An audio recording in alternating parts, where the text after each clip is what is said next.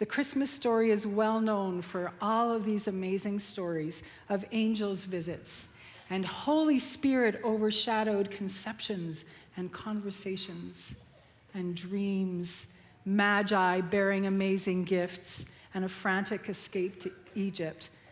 But today, as this candle of love is burning, I want to just try to part the curtain a bit, past all these amazing things, and step into the story through one of the more amazing moments, one of the more ordinary moments that happened before the celebration. So I want to bring us into the companionship and friendship of two women. Their names are Mary and Elizabeth. And the stories of these two cousins, John and Jesus, they were two boys, and before they were born, there were connections that were starting to be made. So the gospel accounts all begin with these boys, with John and Jesus. John the baptizer, he's a wild man who prepares the way, and Jesus, born a few months later, who was the Messiah. Both announced by angels, both recognized each other before birth. And who knows, we don't know what kind of play or interaction there was between these two boys as they grew up, but their stories are intertwined here at the beginning of their lives, and their stories are entwined at the beginning of Jesus' public ministry many years later. So as soon as Mary's encounter with the angel is done, Luke tells us that she gets ready and hurries to a town in the hill country of Judea where she entered Zacharias' home and greeted Elizabeth. And again, an amazing thing happens. You kind of can't bypass the amazing things because they just kind of keep happening. But when Elizabeth heard Mary's greeting, the baby leaped in her womb, and Elizabeth was filled with the Holy Spirit. So there's this statement that says, Mary stayed with Elizabeth for about 3 months and then returned home. Luke chapter 1, verse 56. In this specific time and place, kind of in between the angel visits, love takes the shape of 3 months of shelter. I listened to Mary Stewart talk about, present the story of Judah, and I thought, what is the gift of shelter when somebody is in crisis? 3 months are long enough to get past any of the initial kind of superficial things. Elizabeth would have been honored as an older woman, as the wife of a priest. Mary was honored because, like Elizabeth's baby, recognized Mary, and she said, "Who am I to see the mother of my Lord?" These women recognized something in themselves. But 3 months is long enough to get into the realities of, you are like sleeping a lot, and there's work to be done, or, oh my word, she's got just such a rigid way of doing things, I don't know how to do this, right? Those things are going to happen. So like one would guess that Elizabeth would have had a fairly clear way of running her household and would have had to make adjustments with this possibly anxious, possibly peaceful, inexperienced young woman in her home.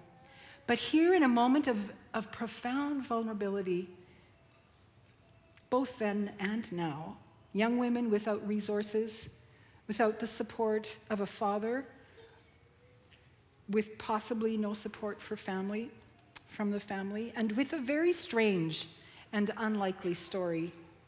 But God, in his love, provided a haven for Mary for 3 months.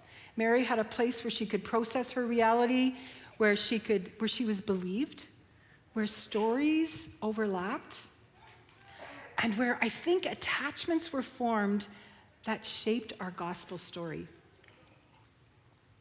All right, segue, a bit of an abrupt one. Have you ever made sugar cookies? Kids, hands up. Have you ever made sugar cookies? Okay, what are some of the shapes that you use? Circles? What else? Oh, yeah. Did you say sprinkles? Circles again. Oh. Okay, there are lots of shapes. At my house, once we roll them out, we're going to press the shapes of like Christmas trees. I also have dinosaurs that sometimes come out at Christmas, I don't know, and stars, rocking horses, and these are some of the shapes. And then when you take these preformed shapes off of the pan and put them on, then there's these interesting weird shapes left over, right? Those are some of my favorite ones, like things that look like a ship, or like a headless, strange, misshapen alien, or a sled. I love to bake those too and munch on them. They're just really little often. I think that sometimes love shows up in these in-between, unexpected places. The places between the shapes that you make on purpose. That is what love does. Love is at work in the spaces between the important stuff. Between the getting somewhere on time, between the homework, between all the things, love is also at work in those in-between spaces. Maybe in this season, on this day, you are also feeling like one of those in-between pieces. Maybe you're feeling quite forgotten. We've all been isolated on and off for so much of these past few years that you may end up just wondering where you fit in this whole scenario. You don't feel as though anyone really knows you, knows how you're feeling, how lonely, how unsure, maybe at times how hopeless you feel. This is where the love of God settles. This is where it lives. It seeks the lives of those who are on the outskirts and who feel forgotten. Love is afoot in our world in a completely new way as we await this birth. Love is personified. God took the shape of humanity. It is tangible. It's a little unexpected. And so here in this season, we sit with this mystery of love. That in a particular time and in a particular place, God became Emmanuel, God with us.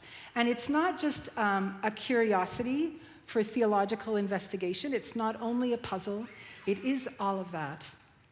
But also, this is an invitation from the God of the universe to know and be known. It's love's invitation for us.